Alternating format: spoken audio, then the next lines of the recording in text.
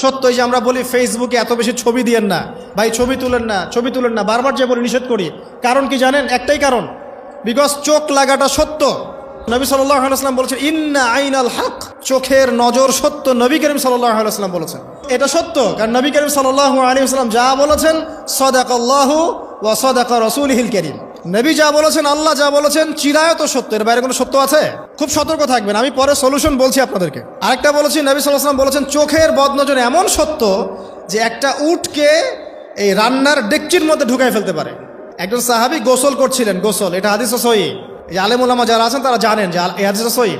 একজন সাহাবী গোসল করছেন, তার গায়ের চামড়াটা খুব সুন্দর ছিল, একদম স্কিনটা অনেক সুন্দর, থাকে না এমন কিছু মানুষ? আচ্ছা, এখন আরেকজন সাহাবী এই গোসল দেখছেন দূর থেকে, দেখে বলছেন যে কি চমৎকার তার শরীরের রংটা, যেন কুমারী নারীর মতো, অনেকটা এমন একটা কথা তিনি বলেছিলেন। সাথে সাথে এই সাহাবী অজ্ঞান হয়ে পড়ে গেছে। কোন সাহাবী? যিনি গোসল করছিলেন। এখন এটার আপনি কোনো ব্যাখ্যা দিতে পারবেন না, তো এখানে কোনো সায়েন্স দিয়ে বা মেডিকেল সায়েন্স দিয়ে আপনি কোনো ব্যাখ্যা করতে পারবেন না। একটা ব্যাখ্যা দিতে পারেন, কিন্তু কেন সেটা হলো সেটা আপনি অ্যান্সার খুঁজে পাবেন না। তো নবী সাল্লাল্লাহু আলাইহি ওয়াসাল্লামের কাছে নিয়ে যাওয়া হলো তাকে। তিনি বললেন যে এই ব্যক্তির ব্যাপারে কি কেউ ভালো মন্দ কিছু বলেছিল? তখন একজন সাহাবী বলেন, হ্যাঁ, অমুকে বলেছে এর স্কিনটা অনেক সুন্দর, ওকে ডেকে নিয়ে আসো। ওকে ডেকে আনা হলো। ডেকে আনার পর নবীজি তাকে অনেক শাসালেন, তোমরা তোমাদের ভাইদেরকে কি মেরে ফেলতে চাও? তখন এই সাহাবী তো অবাক, আমি আবার কখন মারতে চাইলাম ইয়া রাসূলুল্লাহ, আমি তো মারতে চাই নাই, আমি তো খালি বলেছি যে তার গায়ের রংটা অনেক সুন্দর। তখন তিনি বললেন, কেন তুমি সুবহানাল্লাহ বললে না, কেন তুমি মাশাআল্লাহ বললে না? যখন মাশাআল্লাহ বলবেন, সুবহানাল্লাহ বলবেন, নজরটা লাগবে না। আর যখন আপনি মাশাআল্লাহ বলবেন না, সুবহানাল্লাহ বলবেন না, দেখবেন নজর লেগে গেছে।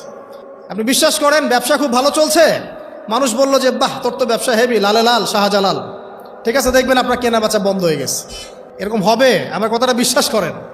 এটা কিন্তু সায়েন্স প্রমাণ করতে পারবেন না, আল্লাহ এবং তার রাসূল বলেছেন, তার উপরে কোনো সত্য নেই। আছে সূরা কাহফ 29 নম্বর আয়াত পড়ে দেখেন, আল্লাহ পাক বলছেন ওয়াকুলিল হাক্কু মির রাব্বিকুম, সত্য সেটাই যা তোমার রবের পক্ষ থেকে আসে।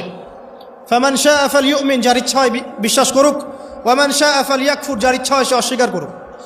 এই কারণে আমরা বলি ফেসবুকে এত বেশি ছবি দেওয়া, এই আই ওয়াশ করা, এই যে শোডাউন করা, হ্যাঁ, ইসলামের কিছু কাজ করলেন একদম মানুষকে না দেখাইতে পারলে ঘুম হচ্ছে না, এগুলো বন্ধ করেন, এগুলো বন্ধ করে দেন আল্লাহর ওয়াস্তে।